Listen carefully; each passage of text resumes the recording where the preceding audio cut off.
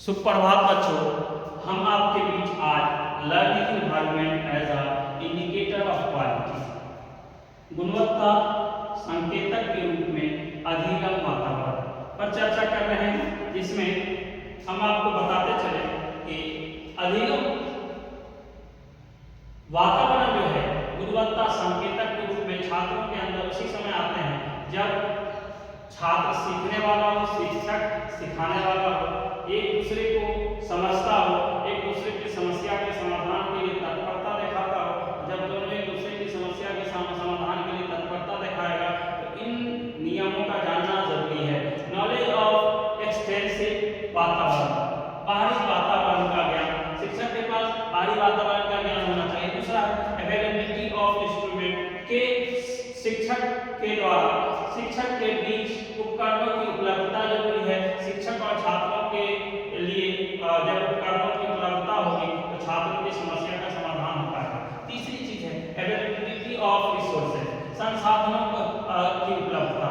शिक्षक के लिए और छात्र दोनों के लिए जरूरी है कि उनके पास संसाधन की उपलब्धता होनी चाहिए। उसके बाद मोटिवेशन, मोटिवेशन कहते हैं अभिप्रेरणा।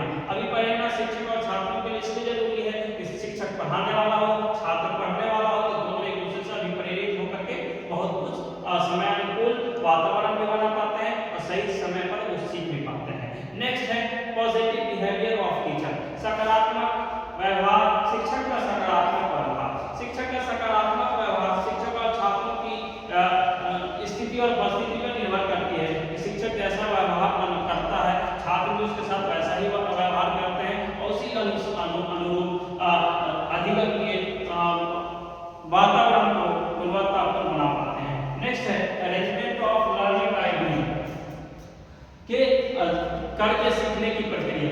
करके सीखने की जो प्रक्रिया है, व्यवस्था है, वो करके सीखने की व्यवस्था उस समय व्यवस्थित होती है जब शिक्षक के पास व्यवहारिक ज्ञान हो, और जब शिक्षक के पास ज्ञान होगा तो वो शिक्षक करके सिखाएगा, प्रैक्टिकल के माध्यम से सिखाएगा, लैब ले जाकर सिखाएगा, लैंग्वेज लैब में सिखाएगा, मनोवैज्ञानिक साइकोलॉजिकल लैब में सिखाएगा, तो अलग अलग प्रक्रिया के माध्यम से सिखाएगा। इसी टाइप से नेक्स्ट है इंडिविजुअल रिसोर्सेज, व्यक्तिगत खोज। शिक्षक और छात्र दोनों किसी भी दिशा निर्देशन के लिए और किसी भी खोज के लिए उस समय पूर्ण रूप तक पहुंचते हैं जब दोनों एक दूसरे के लिए उपलब्ध होते हैं और व्यक्तिगत तौर पर खोज करना चाहते हैं, एक दूसरे की समस्या का समाधान करना चाहते हैं। नेक्स्ट है एंगेजिंग टू स्टूडेंट, छात्रों को व्यस्त रखना। और शिक्षक और छात्र दोनों एक दूसरे को व्यस्त उसी समय रख पाएगा जब शिक्षक छात्र में पठन पाठन शैली का निर्माण करेगा और निष्पक्षता से जांच करेगा, छात्रों की समस्या को समझेगा और उसके समाधान के लिए छात्रों को व्यस्त रखेगा और व्यस्त रह करके गुणात्मक दृष्टिकोण पर चर्चा करेगा। ऐसे शिक्षण विधियों के माध्यम से पढ़ाएगा जो रुचिकर हो और रुचिपूर्ण तरीके से शिक्षक छात्रों के मन मस्तिष्क में विषय वस्तु का ज्ञान परोस सके।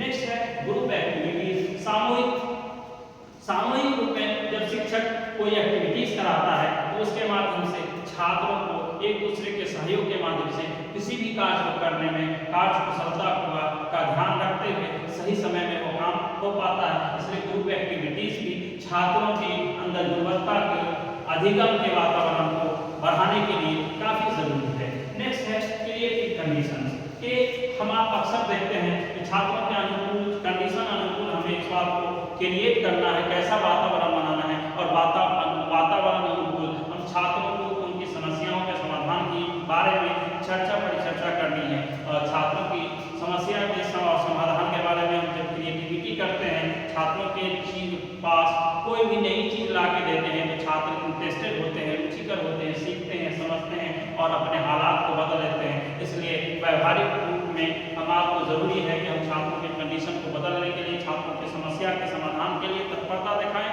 हर छात्र को समझें और हर छात्रों की समस्या को अपनी समस्या समझते हुए शिक्षक को चाहिए कि अपने आप को उपलब्ध कराते हुए छात्रों की समझ को समझें और उनका सही समय पर उनका उचित उपचार करें, जिसके माध्यम से उसके अंदर कौशलात्मक ज्ञान, कौशलात्मक क्षमता और शिक्षण विधियों का आदान प्रदान हो सके। धन्यवाद, आभार।